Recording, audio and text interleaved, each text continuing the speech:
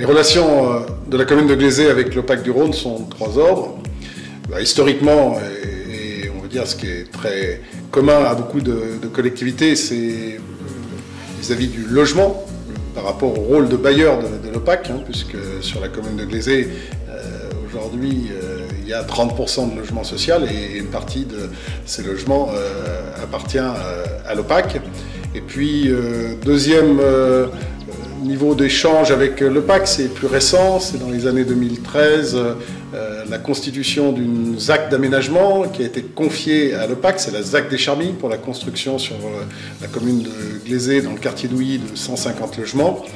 Et puis dernier dossier sur lequel nous avons collaboré avec l'OPAC, un dossier d'envergure puisqu'il concerne l'agglomération, c'est le projet de renouvellement urbain de Belleroche-la-Claire qui concerne une partie de Glezé, même si la majorité du projet intéresse le territoire de la commune de Villefranche.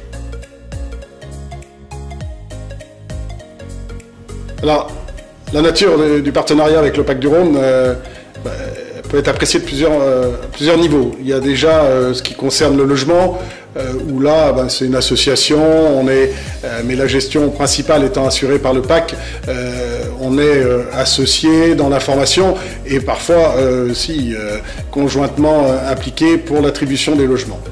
Mais si je dois qualifier les relationnels avec l'OPAC, je m'appuierai plutôt sur l'expérience de la ZAC des Charmilles et du renouvellement urbain de Belleroche.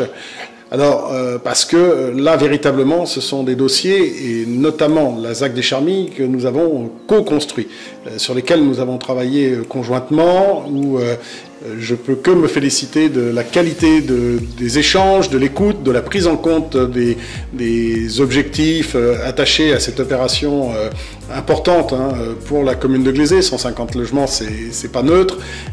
Et véritablement, depuis l'origine de ce dossier, eh bien, cette collaboration s'est faite dans les meilleures conditions et je peux, et je pense comme tous mes collègues élus, mais aussi les services, que nous en féliciter.